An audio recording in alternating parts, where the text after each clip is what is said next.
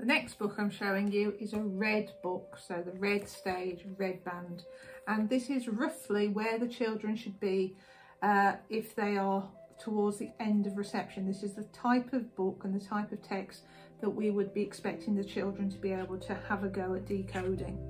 And this story, or this book, is called Dig a Pond. So again, you'd start with the front cover and you'd read the word together so they could sound out these words. Dig a pond, and then ask them, what's a pond? Because some children might not know what a pond is. Then on the back we've got the blurb, so this part here that just tells you a little bit about the book. It says, we can dig a pond, what will you spot in it? What will you see? So the children then could have a go at thinking about what animals and what creatures live in a pond and what they might see in this book. Then you would start with the keywords here.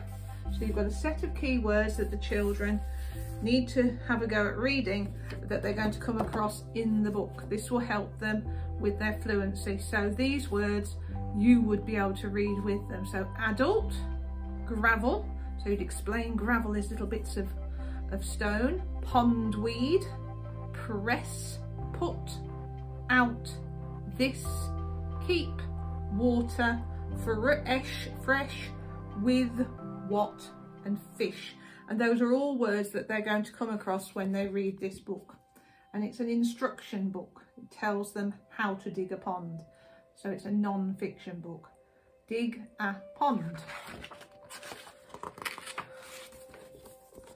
We can dig a pond. And you're getting the children to read the text, but then notice any other text that's on the page. And this says, get an adult to help. And it's got an exclamation mark, so you might talk to them about the exclamation mark. It's giving you an instruction. Stuff to get: bin lid, gravel, big rocks, flat rocks, pondweed, bucket. And there you could talk about all of the different things and making sure the children understand what those things are. And if there's a new word that they don't know, explain to them how gravel is different to the big rocks and the flat rocks. They're much smaller.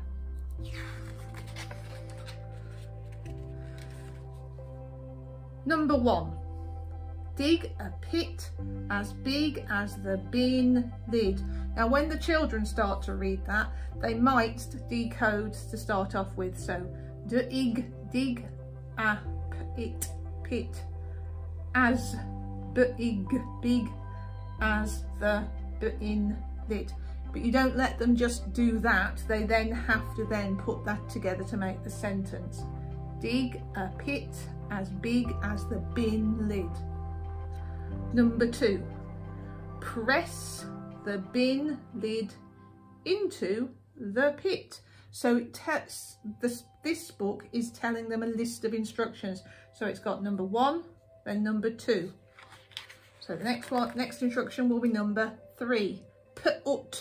Put gravel and big in the lid. So if the child doesn't know that word, they could make a good guess. We call that a contextual clue.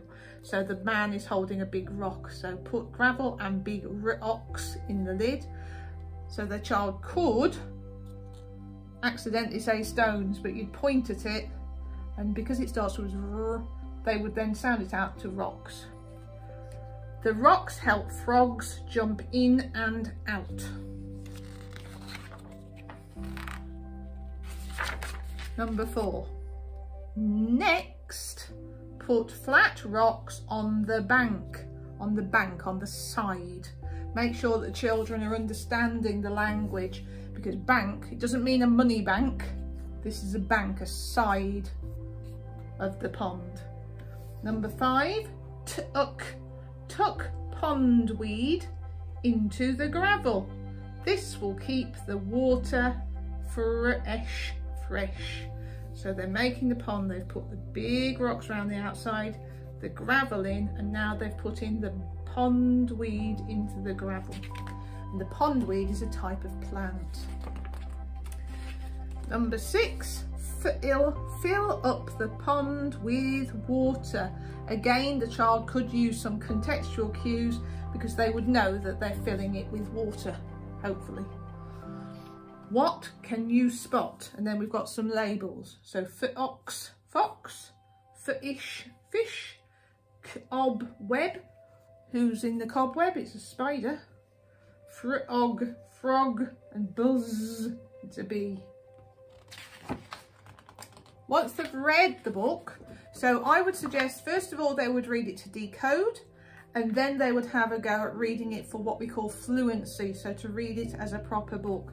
And then for the third time we would use it for the comprehension, and here are the talk about questions or the quiz. Name 3 things needed to make a pond. So the children can search in the book, it's not a memory quiz, and they can find the things that make the pond, and they could name 3 of the items there on that page. What do children do after they put the bin lid into the pit? So they put the bin lid into the pit. What did they do after? So the children need to know what the word after means. After they did that, they put the gravel in and the big rocks. What was the bucket used for? And if you remember, oh, it's hard to find.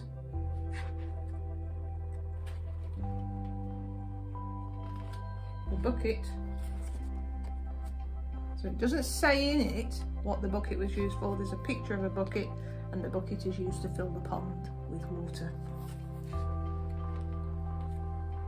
Why do you think pond water needs to keep fresh? And that, there isn't the answer in the book, that's the children thinking through. So they could say because animals live there and it has to be fresh water and we don't want the water to be dirty or something of that nature. Then the question is, have you got a pond? Would you like one? So that's just children giving their opinion.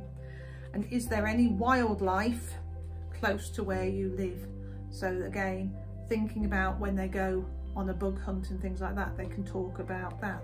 So some of the questions are just opinions rather than finding the answers in the text, which is called a retrieval question. Okay.